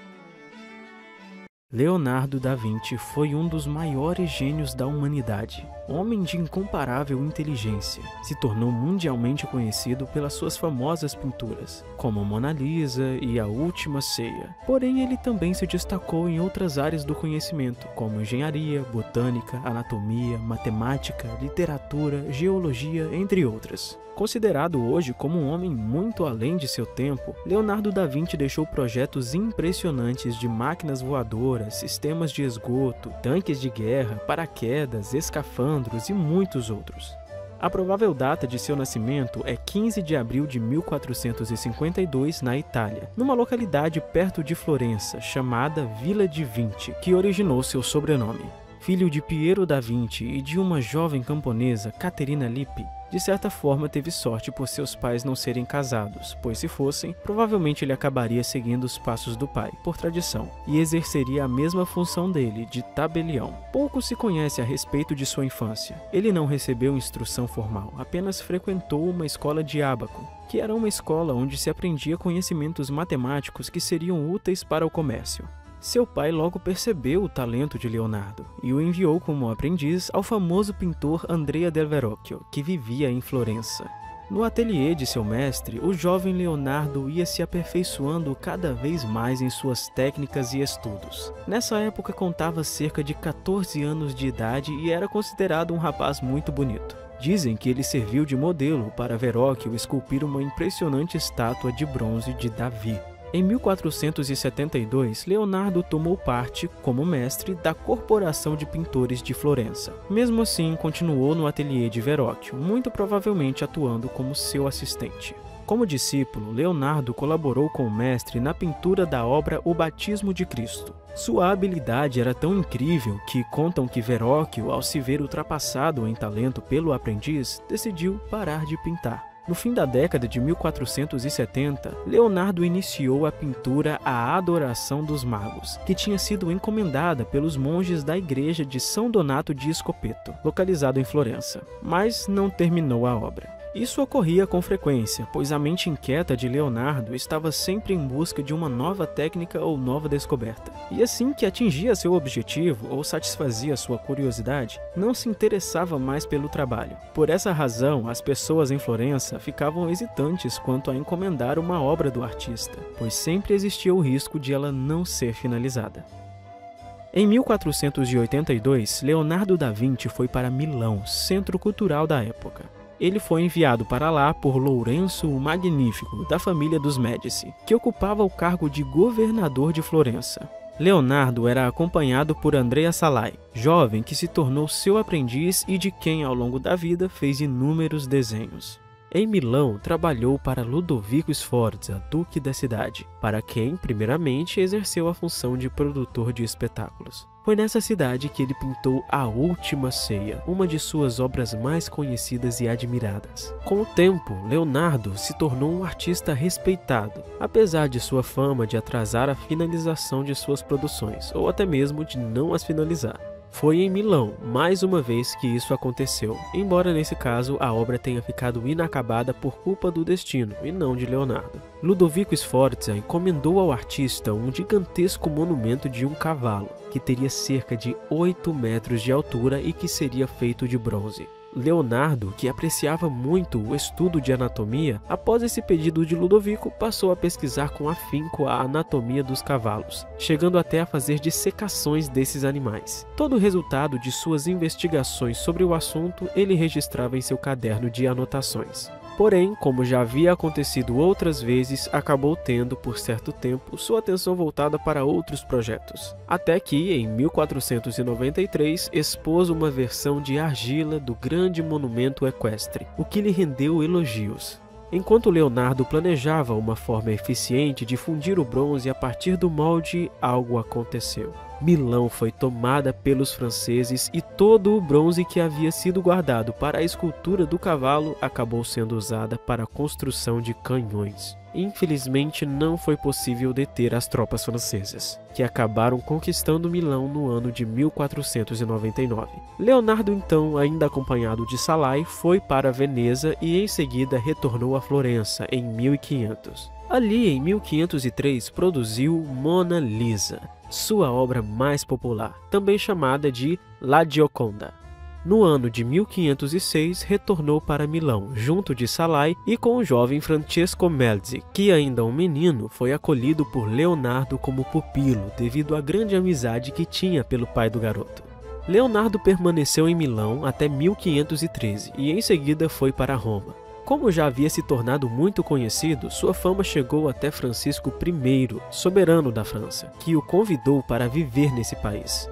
Lá em 1516, Leonardo da Vinci se instalou numa residência próxima a Amboise, recebendo o título de pintor, arquiteto e mecânico real. Em 1519, sentindo-se fraco e doente, com paralisia numa das mãos como sequela de problemas de saúde, providenciou seu testamento. Entre seus herdeiros estavam Melzi e Szalay, que ficaram com manuscritos e obras artísticas e científicas do artista. Leonardo faleceu no dia 2 de maio de 1519. Tinha 67 anos de idade. Consta que foi enterrado na igreja de Château d'Amboise, que chegou a ser demolida por volta do começo do século XIX. Muitos anos depois, restos mortais, possivelmente de Leonardo da Vinci, foram encontrados no local e levados até a capela de Saint-Hubert, localizada na parte externa do castelo de Amboise. Leonardo da Vinci era possuidor de grande beleza física, forte, musculoso, com cabelos loiros e cacheados. Era elegante e carismático. Não bastasse isso, era um homem simpático e generoso, o que fazia com que tivesse muitos amigos. Como amava os animais e a natureza, era vegetariano. Além disso, outras duas características do gênio se destacam. Era extremamente observador e curioso. Para ele, era necessário observar em etapas tudo o que estivesse ao seu redor. Assim, nenhum detalhe seria perdido. Tais características, tão típicas dele, o ajudaram a se tornar um artista extremamente hábil em captar com perfeição o movimento de um único instante e transferi-lo para a tela por meio de talentosas pinceladas. Sentia-se atraído por homens e encarava isso com muita naturalidade e serenidade. Há certa controvérsia sobre a homossexualidade de Leonardo. Segundo registros históricos, em 1476, Leonardo da Vinci foi acusado de manter relações sexuais com um belo jovem chamado Jacopo Santarelli, um prostituto de apenas 17 anos. Mas não havia provas suficientes e ele acabou sendo absolvido dessa acusação, que tinha como condenação na época a pena de morte. Logo em seguida, uma nova acusação surgiu, mas não foi processada por falta de evidências. Ainda que não se saiba ao certo sua sexualidade, esse fato fato não impediu que o pintor representasse com grande sensibilidade figuras de mulheres, captando o que ia na alma delas. Ele não se importava em chamar a atenção dos outros. Quando tinha mais ou menos 50 anos e morava em Florença, gastava enormes quantias com roupas e livros. Costumava vestir-se de forma pouco comum, excêntrica até, muitas vezes com uma única túnica de cor rosa de comprimento na altura dos joelhos. Quanto aos livros, que nessa época já eram muitos, possuía obras de assuntos de seu interesse, como anatomia, medicina, matemática e até edições de fábulas de Ésopo. Aliás, Leonardo também nos deixou algumas fábulas de sua autoria. Transpunha para suas obras todas as coisas que observava e aprendia. E por possuir grande conhecimento de anatomia, pois chegou a praticar a dissecação de cadáveres, retratava o corpo humano de uma forma perfeita e harmônica. Leonardo tinha o costume de fazer constantes anotações sobre tudo que observava e imaginava. Estava sempre pronto para mais um registro, e ao todo restaram cerca de 7.000 páginas de escritos e esboços. Ele não tinha o hábito de colocar datas em seus cadernos, e numa única página fazia anotações das mais variadas. Inclusive, voltava às páginas já escritas há muito tempo e nelas, em um espaço branco qualquer, aproveitava para fazer um novo registro. Graças a essas anotações, podemos hoje conhecer mais sobre sua genialidade. Em seus registros, Leonardo tinha por costume utilizar a chamada escrita especular, ou seja, da direita para a esquerda. A provável razão para isso seria o fato de que ele era canhoto e, por meio desse tipo de escrita, evitava borrões. Quando Melde, que herdou alguns de seus cadernos, morreu, esses registros acabaram se perdendo aos poucos, ficando espalhados em locais diferentes. Mais tarde, o escritor Pompeu Leone conseguiu reunir o que foi possível e dividiu os vários cadernos de Leonardo de acordo com o tema, engenharia, anatomia e etc. Com o passar dos anos, esses manuscritos passaram de mão em mão, até que foram comprados por Bill Gates. Leonardo da Vinci ficou mundialmente conhecido e admirado, principalmente por suas pinturas. Então, vamos explorar um pouco mais algumas dessas obras. Começando pela A Última Ceia, que foi produzida entre 1495 e 1498. A obra possui cerca de 4,5 metros de altura e aproximadamente 9 de largura. Trata-se de um afresco feito a pedido de Ludovico Sforza para adornar o refeitório do convento de Santa Maria del Grazie, em Milão. A cena nos mostra o exato instante em que Jesus, reunido com seus discípulos para uma última refeição, anuncia que será traído por um deles. Enquanto o semblante de Cristo se mantém sereno, é possível perceber, ao observar gestos e movimentos, a indignação e intensa agitação dos discípulos, que estão separados em grupos de 3. Infelizmente, essa grande obra sofreu deterioração muito rapidamente, devido à técnica escolhida por Leonardo para a obra.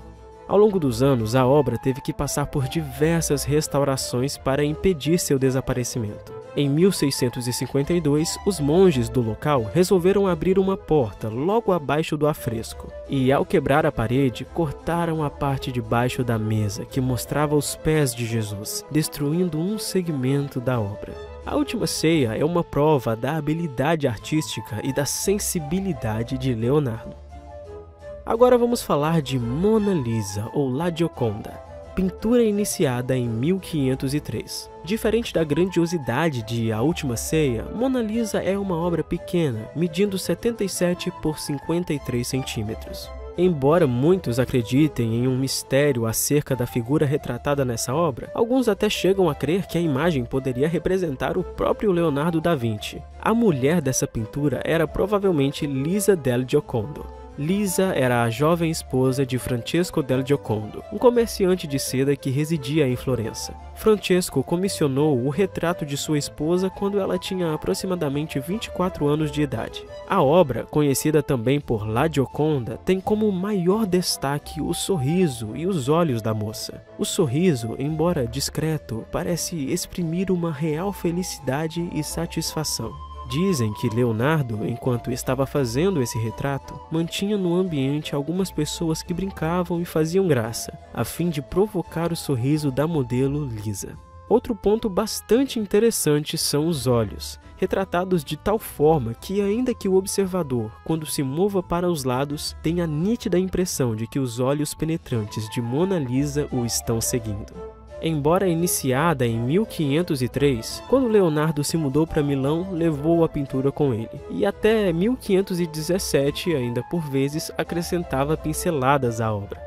A pintura permaneceu com Da Vinci por longos anos e passou por diversos donos até entrar para o acervo do Museu do Louvre. Fato curioso ocorreu em 1911, quando a obra desapareceu e só foi constatado seu roubo cerca de 24 horas após o ocorrido.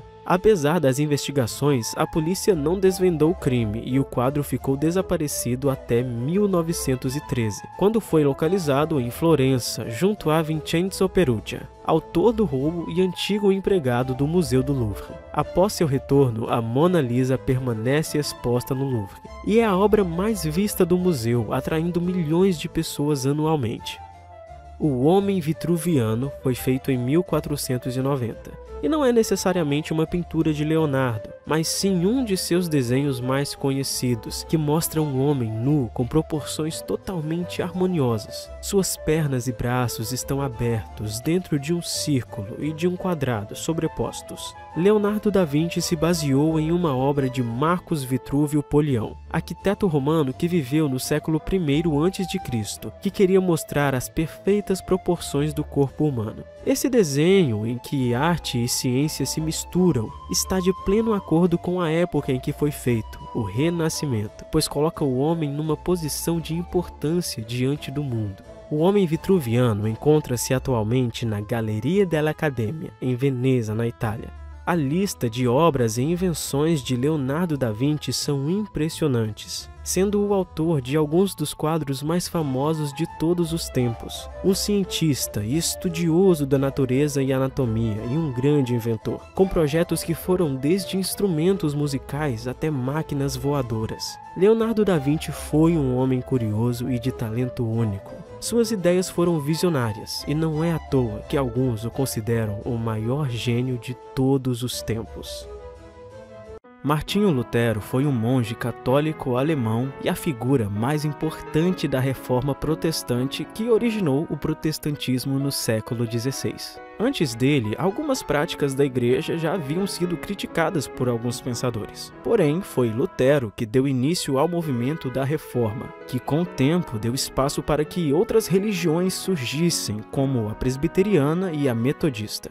O provável ano de nascimento de Martinho Lutero é 1483, no dia 10 de novembro, na cidade de Eisleben, na Alemanha. Seus pais eram Hans, que trabalhava como mineiro, e Margaret, que se ocupava das tarefas de casa. Embora fossem pessoas simples, eram exigentes em relação à educação do filho e desejavam um bom futuro para o menino. Lutero iniciou seus estudos em Mansfeld e, quando tinha 14 anos, foi mandado pelos pais para estudar em Magdeburgo. Nessa nova cidade, ele se viu muito sozinho, pois ali não tinha ninguém que cuidasse dele, e logo partiu para continuar os estudos em Eisenach. Lutero teve uma juventude solitária e sem grandes motivos de alegria. Em 1501, Hans enviou o filho para uma universidade em Erfurt, local em que ele estudou artes, filosofia e onde aprendeu a tocar alaúde. Lutero graduou-se bacharel em 1502 e mestre em 1505. Em seguida, ele foi inscrito numa escola de direito. No entanto, após um período em que enfrentou problemas de saúde e uma série de outras dificuldades, um acontecimento mudou totalmente o rumo dos seus planos. Conta-se que um dia houve forte tempestade com muitos raios e que um deles por pouco não atingiu Lutero. Muito abalado e em choque com o fato, mas ao mesmo tempo aliviado por ter escapado desse acidente, Lutero resolveu se tornar monge, deixando a ideia de estudar direito. Assim, em 1505, quando estava com 22 anos, entrou para o convento dos agostinianos. Lutero havia se transformado em um jovem sensível, melancólico e temente a Deus. Era comum que se entregasse a terríveis jejuns e penitências, e essas práticas quase destruíram a sua saúde física. Cheio de dúvidas e medos, ele se esforçava para conseguir acreditar na salvação da própria alma. conheceu então o vigário-geral dos agostinianos, chamado Johann von Staupitz, que, vendo o jovem Lutero angustiado, passou-lhe a dar apoio. Com a ajuda de Staupitz, o monge agostiniano foi ordenado. Começou a dar aulas na Universidade de Wittenberg e graduou-se bacharel em teologia. Em 1510, a fim de resolver certos assuntos relacionados à ordem dos agostinianos, Martinho Lutero foi enviado para Roma. Ele pensava que iria encontrar um lugar em que reinasse uma atmosfera voltada à verdadeira devoção religiosa. Mas acabou, na realidade, se decepcionando imensamente, porque no fim o que ele encontrou foi um lugar totalmente diferente. Lutero logo percebeu a moral duvidosa da igreja e viu que o clero era corrupto e tinha em vista apenas os próprios interesses, cometendo uma série de abusos em nome de Deus. Ficou indignado com o sistema de indulgências, que eram a garantia do perdão concedido por Deus mediante um pagamento à igreja. Para ele, isso era um verdadeiro absurdo. Martinho Lutero pensava que o perdão não era algo que poderia ser negociado com dinheiro. Ele tinha a respeito disso uma ideia bastante diferente e acreditava que apenas por meio da verdadeira fé o homem seria capaz de obter o perdão divino, confessando seus pecados e arrependendo-se verdadeiramente. Ele começou a ver a necessidade de ajudar as pessoas para que pudessem mudar sua visão sobre a religião. Lutero percebia que os fiéis estavam perdidos e eram conduzidos sem nenhum tipo de reflexão, necessitando de alguém que lhes mostrasse uma direção. Ele não tinha, contudo, a intenção de criar uma nova religião, apenas de reformar a igreja, já que não concordava com algumas coisas que faziam parte dela. Em 1516 e 1517, ele realizou 3 sermões contra as indulgências, e no dia 31 de outubro de 1517, consta que Martinho Lutero afixou suas famosas 95 teses na porta da igreja do castelo de Wittenberg. Essas teses tinham como finalidade um debate acadêmico e eram proposições sobre as ideias de Lutero a respeito das abusivas vendas de indulgências e do ensino da igreja. Suas 95 teses foram um ponto de partida para a reforma protestante. Elas foram copiadas e reproduzidas e muito rápido se espalharam pela Alemanha. Em seguida, foram traduzidas e disseminadas pelo resto do continente europeu. Tudo isso foi possível graças à importantíssima invenção de Gutenberg, a imprensa. Muitos estudantes interessados nas novas ideias iam até a cidade de Wittenberg apenas para ouvir Lutero falar. Essas ideias começaram a provocar conflitos entre os representantes da Igreja Católica. O monge agostiniano não voltava atrás em suas críticas, sendo já considerado herético por causa delas e era inclusive ameaçado de excomunhão pelo Papa Leão X. A bula que continha tal ameaça, porém, acabou sendo queimada em público pelo próprio Lutero, que foi então excomungado pelo Papa. Como ele reclamou que sua excomunhão era injusta, pois não havia tido antes um julgamento, foi convocada a Dieta de Worms. A Dieta de Worms foi um tipo de assembleia que ocorreu em 1521 na cidade de Worms. Tomaram parte representantes da nobreza e do clero alemães, por convocação do imperador do Sacro Império Romano Germânico Carlos V. A Assembleia constituía um órgão deliberativo formal, e suas decisões tinham validade por todo o Império. A intenção da Dieta era que Lutero, diante das próprias obras que haviam sido cuidadosamente rebatidas, se retratasse de suas ideias. Lutero, então, pediu um tempo para poder refletir. Depois de muita oração, mais uma vez as pessoas se reuniram a ele e, por fim, reafirmou corajosamente todas as suas ideias. Enquanto era resolvido qual seria o seu destino, ele recebeu a certeza de que, por ora, poderia retornar em total segurança para sua casa. Ao final da Dieta de 1521, foi decretado o Edito de Worms, que declarava criminosos todos que apoiassem as ideias de Lutero e determinava sua prisão e punição como herege. No retorno para Wittenberg, o príncipe Frederico, o sábio, que era protetor de Lutero e sabia que o resultado da dieta não lhe seria favorável, planejou um falso sequestro de Lutero, que foi levado para o castelo de Wartburg, no qual ficou durante um período de aproximadamente 1 ano. Nesse local, ele deixou suas barbas e cabelos crescerem e traduziu a Bíblia para o alemão. Além disso, trocava cartas com seus aliados, a fim de discutir as mais importantes questões relativas à fé. Enquanto estava recluso, houve muitas pessoas que acreditavam que ele tinha morrido. Quando Lutero finalmente deixou seu exílio, não foi mais perseguido, já que outros problemas agora ocupavam o imperador. Em 1523, 12 freiras fugiram do cativeiro no convento de Nibsheim, com a ajuda de Martinho Lutero. Ele se apaixonou por uma delas, chamada Catarina von Bora, uma mulher determinada e pertencente a uma família nobre. Depois de 2 anos, eles se casaram e tiveram 6 filhos. O casamento de Lutero influenciou outros padres e freiras a também se casarem. Além disso, eles seguiam outras ideias luteranas, eliminando as imagens das igrejas e mostrando-se contra os votos do monastério. Dessa forma, o rompimento com a Igreja Romana ia aos poucos acontecendo. Entre 1524 e 1525 aconteceu a Revolta dos Camponeses, que tinha à frente um dos seguidores de Lutero, chamado Thomas Müntzer. Esse movimento propunha, entre outras coisas, o fim da propriedade privada e a igualdade entre pessoas pobres e ricas. Lutero, no entanto, se indispôs contra Müntzer, porque achava que essa diferença de classes sociais tinha como origem a vontade de Deus. Muitos adeptos da revolta acabaram sendo mortos, inclusive o líder rebelde Müntzer.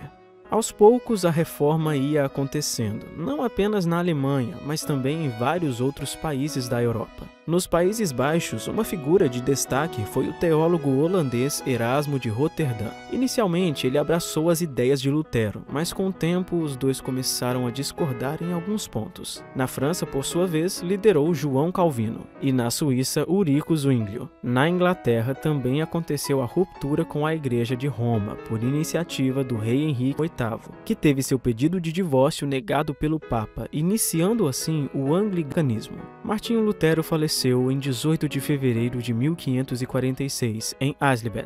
Não se sabe exatamente a causa de sua morte, mas é provável que tenha sido uma morte natural. Ele foi sepultado na igreja de Wittenberg. O protestantismo defendido por Lutero propunha salvação apenas pela fé e via as escrituras como uma única fonte de verdade a ser seguida, além de ser contra as rendas e a supremacia papal. Ele foi um dos mais importantes reformistas e simbolizou um movimento de questionamento e transformação religiosa. Sua importante contribuição em traduzir e disseminar os textos bíblicos deixou um importante legado para a história.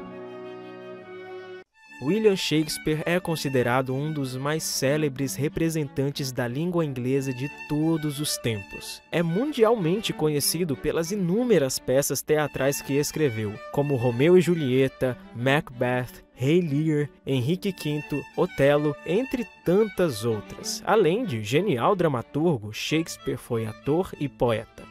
Nasceu em 1564, no mês de abril. A data de seu nascimento é incerta, mas provavelmente foi no dia 23, na cidade de Stratford-upon-Avon. William era filho de John Shakespeare, que trabalhava como comerciante, e Mary Arden. William Shakespeare era o filho mais velho do casal e estudou na Grammar School de Stratford, onde aprendeu latim e retórica. É provável, segundo fontes, que não tenha completado os estudos, pois houve uma época em que seu pai passou por uma crise econômica e o menino precisou largar os estudos para ajudá-lo. Casou-se quando ainda era bastante jovem, aos 18 anos, com uma aldeã chamada Anne Hathaway, que era 8 anos mais velha que ele e que já estava grávida da primeira criança do casal. 6 meses após a união, nasceu a primogênita, Susana. Em 1585, nasce um casal de gêmeos, um menino chamado Hamnet e uma menina, Judith. Hamnet, infelizmente, não chegou à idade adulta, falecendo em 1596. Shakespeare perdeu o pai em 1601 e a mãe em 1608. Ele tinha muita afeição às suas filhas, para as quais tentou arranjar um bom casamento. Susana se casou em 1607 e Judith em 1616. Embora tenham permanecido casados, Anne Hathaway continuou morando em Stratford e Shakespeare passou anos vivendo em Londres, visitando a família quando lhe era possível. Desde o nascimento dos gêmeos até mais ou menos 1592, quase nada se sabe sobre a vida do grande autor inglês. Muitas suposições surgiram, entre elas a de que Shakespeare tinha fugido para Londres porque tinha praticado caça em propriedade de outra pessoa, e por isso estaria sendo perseguido, precisando, portanto, sair de Stratford. Sabe-se, porém, que em 1592 ele estava na capital inglesa, e suas peças começavam a ser apresentadas. Era o reinado da rainha Elizabeth I, e a Inglaterra encontrava-se no auge. O teatro desse tempo tinha a proteção da rainha, o que era uma importante vantagem, e a atividade artística em Londres era grande. Pouco tempo depois da estreia de Shakespeare, as salas de teatro tiveram que permanecer fechadas por um tempo, já que a Inglaterra era vítima de um surto de peste. O autor, então, aproveitou essa fase para compor poemas. Escreveu alguns bem conhecidos, tal como Vênus e Adonis e A Violação de Lucrécia. Durante esse período, para evitar contrair a peste, o dramaturgo foi passar um tempo na cidade de Stratford, na qual o perigo de contágio era menor do que em Londres. Foi, no entanto, na capital inglesa que quase todas as suas obras foram escritas. Nessa cidade ele passou a ser conhecido e obteve sucesso, tanto como ator quanto como escritor. Foi proprietário de uma companhia de teatro chamada Lord Chamberlain's Men, também conhecida como Kingsmen, e foi também um dos proprietários do Globe Theatre, um teatro inglês que foi construído em 1599, durante o reinado da Rainha Elizabeth. Em 1613, houve um terrível incêndio durante a apresentação de uma peça, e o local foi destruído. Tempos depois, foi reconstruído, mas acabou fechando. Atualmente encontra-se reaberto e é chamado Shakespeare Globe Theatre. Sua construção procurou imitar a construção original.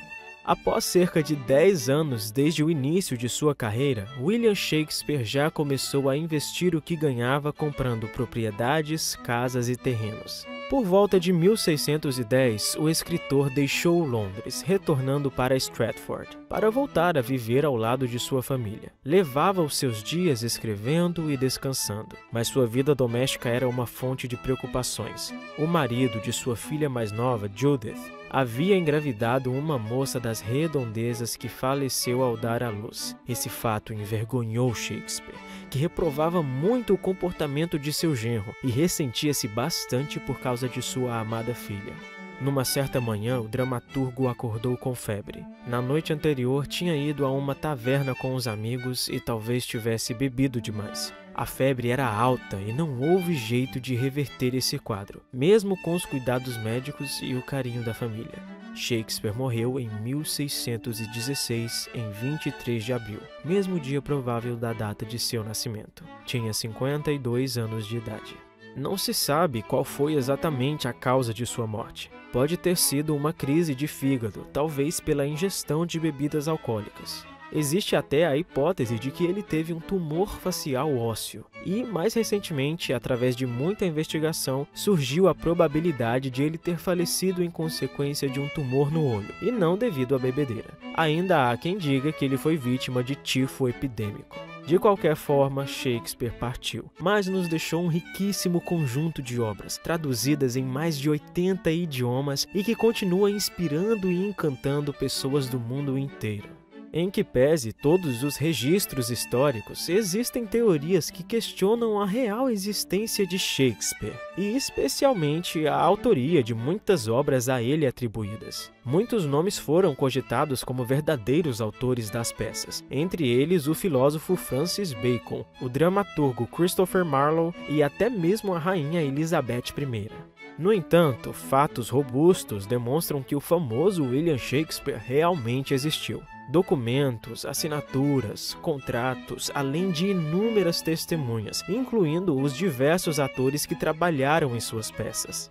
Há também polêmicas relacionadas à sexualidade de William Shakespeare, embora ele tenha se casado e tido filhos. Há quem diga que o casamento só aconteceu por insistência da família de Anne Hathaway, já que ela se encontrava grávida. Ainda em relação à sua vida amorosa, há também suposições do envolvimento dele com outra mulher quando vivia em Londres e do envolvimento com homens a partir da análise de alguns de seus sonetos. Alguns deles parecem falar do amor por um homem, porém isso pode ser apenas um artifício literário utilizado em seus textos. Na época de William Shakespeare, as mulheres não podiam atuar no teatro, então os papéis femininos eram todos representados por homens. Aliás, até na plateia, a maior parte do público era masculina. Os teatros estavam sempre cheios e as apresentações eram feitas no período da tarde, já que as pessoas dormiam cedo e à noite as ruas não eram totalmente seguras. Shakespeare tinha como público de suas obras pessoas de níveis sociais, educação e idades diferentes. Sendo assim, ele utilizava uma linguagem que pudesse ser compreendida por todos. Em suas obras abordou temas variados, como questões sociais e políticas, morte, intriga, traição, amor, entre outros temas próprios da condição humana. Costumava fazer uso do solilóquio, que é quando o personagem fala consigo mesmo, e dessa forma o público ficava a par das confissões de cada personagem, conhecendo seus desejos, medos, alegrias, etc., muitas vezes se identificando com ele. A plateia, assim, via-se totalmente envolvida com a história. Em mais de uma obra, Shakespeare coloca no enredo uma passagem em que uma cena é representada, ou seja, existe a presença de uma peça teatral dentro da peça teatral. Isso acontece, por exemplo, em Sonho de uma Noite de Verão e Hamlet. Shakespeare produziu obras de gêneros diferentes, adaptando-se perfeitamente às exigências de cada um deles. Assim, sua dramaturgia é dividida em comédias, tragédias e tragicomédias ou romance. Em algumas obras, Shakespeare chegava a misturar elementos de gêneros diferentes. Por isso, não é raro em uma narrativa de sua autoria, um momento de intenso drama ser mesclado com uma certa dose de humor, por exemplo. William Shakespeare também merece destaque por sua contribuição com a língua inglesa, uma vez que ele criou palavras e expressões que até hoje são utilizadas nesse idioma. Alguns exemplos são manager e fashionable. Shakespeare introduziu no vocabulário da língua inglesa mais ou menos 2.000 palavras, apesar de algumas delas hoje em dia serem usadas com um significado diferente. Além de um excelente dramaturgo, William Shakespeare também se destacou como um grande poeta. Ele compôs 2 poemas tidos como eróticos, que são Vênus e Adonis, de 1953, e A Violação de Lucrécia, de 1594. Também compôs 154 sonetos ao longo de sua vida que foram publicados em 1609, que falavam de amor, morte, vida, além de muitos outros temas. Em 1623 foi publicado o Primeiro Fólio, uma coletânea das peças de William Shakespeare. Ainda existem aproximadamente 240 cópias do Primeiro Fólio atualmente. As obras de Shakespeare até hoje são bastante conhecidas, tamanha a genialidade do autor. Entre elas, algumas acabaram se tornando mais populares. Romeu e Julieta é provavelmente uma de suas peças mais encenadas em todo o mundo. A obra fala do amor intenso entre 2 adolescentes, Julieta Capuleto e Romeu Montecchio, e de como a inimizade entre suas 2 famílias levou ao trágico fim do casal. Mais de 70 filmes foram produzidos tendo essa obra como inspiração. Diversas adaptações literárias foram feitas ao longo dos anos e a história atemporal continua a inspirar artistas. Hamlet traz uma proposta diferente do romance de Romeu e Julieta. É a peça mais extensa de Shakespeare. A história gira em torno de Hamlet, príncipe da Dinamarca, cujo pai é assassinado. A famosa tragédia explora temas como a busca por vingança, moralidade e até mesmo a natureza da existência e a condição humana. A produção de Shakespeare, além de seu claro valor artístico e literário, possui complexidades filosóficas que continuam a ser analisadas e estudadas, com novas visões e interpretações de suas obras surgindo à medida em que nossa compreensão de sua complexidade evolui. Shakespeare foi um autor complexo, com importantes obras que entretinham ao mesmo tempo em que criticavam a sociedade em que ele estava inserido. A descrição das atitudes dos personagens nas situações criadas demonstrava uma sensível compreensão da natureza humana e rara habilidade em transformar até mesmo nossos defeitos em poesia e arte. François-Marie Arouet não é um nome muito conhecido, mas seu pseudônimo, Voltaire, se tornou lendário. Foi através desse pseudônimo que ele se eternizou como um excelente escritor, um notável filósofo e um dos principais representantes do iluminismo, ao lado de Rousseau e Montesquieu. Voltaire era uma figura polêmica e sarcástica, dono de um pensamento profundamente crítico e genialmente ousado. Suas produções literárias eram criativas, diversificadas, instigantes e também muito provocativas, chegando inclusive a fazer com que ele fosse exilado, preso e alguns de seus manuscritos fossem queimados. Certa vez, o renomado e talentoso escritor Victor Hugo escreveu a seu respeito: mencionar Voltaire é caracterizar todo o século XVIII. François-Marie Arouet, ou Voltaire, nasceu no dia 21 de novembro de 1694 na cidade de Paris. Veio ao mundo com uma saúde tão frágil que uma enfermeira do hospital em que nasceu chegou a dar-lhe somente um dia de vida, mas, felizmente, ela estava enganada. Arouet e seu irmão mais velho, chamado Armand, viviam numa família burguesa. A mãe, que se chamava Marie Marguerite Dumas, faleceu quando Voltaire ainda era criança, e seu pai era François Arouet. Voltaire inicialmente estudou em casa, sob a tutela do abade de Châteauneuf, e mais tarde estudou com jesuítas no Collège Louis-le-Grand. A respeito dessa fase de sua vida, disse mais tarde que lá só aprendeu a língua latina e algumas bobagens. Mas apesar dessa declaração, ele foi um aluno diferenciado, que se destacava dos demais por sua mente brilhante e espirituosa. Quando chegou a hora de traçar seu destino profissional, optou pela literatura. Voltaire, em sua juventude, apesar de ter sido aplicado em seus estudos, também gostava de sair e se divertir noite adentro. O pai, preocupado com esse comportamento do filho, chegou em 2 ocasiões a afastá-lo de Paris, mandando-o inicialmente para Caen e em seguida para Raia. Mas mesmo nesses novos lugares, Voltaire continuou suas aventuras noturnas e romances, e assim, em 1751, foi enviado novamente para Paris. De volta a Paris, Voltaire foi por várias vezes preso por provocação às autoridades, e acabou sendo condenado ao exílio temporário por zombar do regente. Suas provocações eram resultados de críticas que ele tecia ao governo, muitas vezes na forma de versos satíricos. Em 1717, após ter escrito versos críticos e ácidos dirigidos a Luís XIV, Voltaire foi preso na Bastilha, onde ficou durante um período de 11 meses. Foi nessa ocasião que ele abandonou seu nome de nascença e passou a utilizar o nome Voltaire. Depois desse período em que esteve preso, Édipo, uma tragédia de sua autoria, foi reapresentada na cidade de Paris e o sucesso foi estrondoso. Voltaire recebeu um rendimento muito bom pela apresentação e esse dinheiro foi útil para que ele pudesse organizar devidamente sua vida. No entanto, mais tarde, após o sucesso de Édipo e depois de um certo período de liberdade, Voltaire, aos 32 anos, voltou mais uma vez para a Bastilha após ter desavenças com Rohan Chanot, um membro da nobreza. Passou algumas semanas no local e posteriormente foi exilado na Inglaterra, país no qual ficou durante 30 meses. Na Inglaterra, o brilhante escritor francês viveu um momento importante de sua vida. Em pouco tempo, aprendeu a língua inglesa, estudou a cultura local e se familiarizou com os clássicos da literatura, da filosofia e da ciência do país. Dentre os vários autores que conheceu, ficou especialmente atraído pelas obras do filósofo John Locke e do físico Isaac Newton. Voltaire ficou encantado e entusiasmado com a Inglaterra, que aos seus olhos era um país mais livre e mais próspero do que a França. Foi nesse período que escreveu o ensaio Cartas Inglesas, que se tornou uma de suas obras mais célebres. Nesse manuscrito, enaltecia o glorioso espírito de liberdade e a independência intelectual que vigorava no país. Além de enaltecer esses aspectos positivos da Inglaterra, ele os comparou com a França, pontuando alguns atrasos e retrocessos em sua terra natal.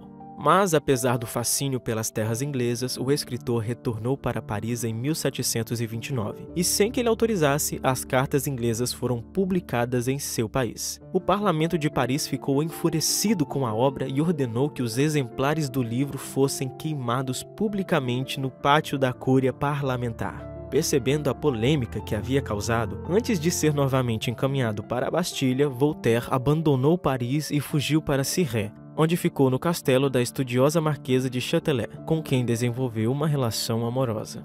Sua passagem por Cirré foi frutífera, pois na época em que viveu no local, escreveu importantes livros como A Morte de César, Os Elementos da Filosofia de Newton, A Metafísica de Newton e outros. No castelo, Voltaire possuía até mesmo um laboratório para desenvolver pesquisas e estudos científicos. O romance entre Voltaire e a marquesa durou em torno de 15 anos. Em 1745, o casal se mudou para Paris, e após alguns anos na cidade, a marquesa se apaixonou pelo Marquês de Saint-Lambert, e o relacionamento entre ela e Voltaire acabou chegando ao fim. Apesar do rompimento, o tempo em que esteve em Paris foi positivo, pois em 15 de abril de 1746, o rei nomeou Voltaire como historiógrafo da França. Algum tempo após o fim de seu relacionamento, foram publicadas duas importantes obras de Voltaire, que são Micrômegas e Zadig ou O Destino. Micrômegas é um de seus escritos mais populares. Embora seja relativamente curto, é de grande profundidade filosófica. Na história desse livro, o planeta Terra é visitado por um ser gigantesco provindo de Sírius. Ao longo da jornada feita pelo extraterreno, muitas reflexões filosóficas se desenrolam. A leitura é leve e nos faz refletir sobre vários aspectos de nossa realidade. Zadig, ou O Destino, se tornou uma das obras mais conceituadas de Voltaire. Zadig é o personagem central da história, e é em torno dele que toda a narrativa se desenvolve. Esse protagonista é um pensador babilônico de imensa sabedoria, que passa por muitas aventuras desencadeadas pelo dinamismo de seu destino. Além desses dois livros, Voltaire continuou escrevendo, e seus escritos costumavam conter críticas ácidas, revestidas por um tom de humor e ironia. Ele criticou o absolutismo, a igreja, a superstição e também a nobreza. Além disso, combateu intensamente a superstição, o fanatismo e a intolerância, valorizando a liberdade e enaltecendo a capacidade da razão. Por meio de seus escritos, Voltaire pretendia convidar as pessoas a pensarem por si mesmas, e assim fazer com que elas se desvinculassem de certas imposições e tradições que lhe eram impostas. Quanto mais escrevia, mais popular Voltaire se tornava entre seus conterrâneos. Ele foi se tornando uma pessoa cada vez mais conhecida e recebia muitas cartas de seus leitores. Uma das pessoas a se encantar com o filósofo foi Frederico II da Prússia. No ano de 1736, esse grande admirador de Voltaire convidou o gênio francês para ir à sua corte, localizada em Potsdam, no leste da Alemanha. O escritor francês, porém, naquela época, rejeitou o convite. Após a morte da marquesa, por quem manteve profundo carinho e admiração, em um estado de profunda tristeza, Voltaire aceitou um novo convite do monarca Frederico II e partiu para Potsdam. Mas, após passar 3 anos no local, acabou se envolvendo em desentendimentos que lhe geraram uma nova prisão, dessa vez em Frankfurt. Após passar um tempo preso, foi solto e quis voltar para Paris. Porém, foi surpreendido pela notícia que tinha sido exilado de seu país. Voltaire ficou um tanto deslocado, pensando em quais opções tinha e para onde deveria ir. Por fim, comprou uma propriedade chamada Les Délices e lá se instalou durante um tempo, até que, em 1758, se mudou para Ferney, que se localiza na fronteira entre a Suíça e a França.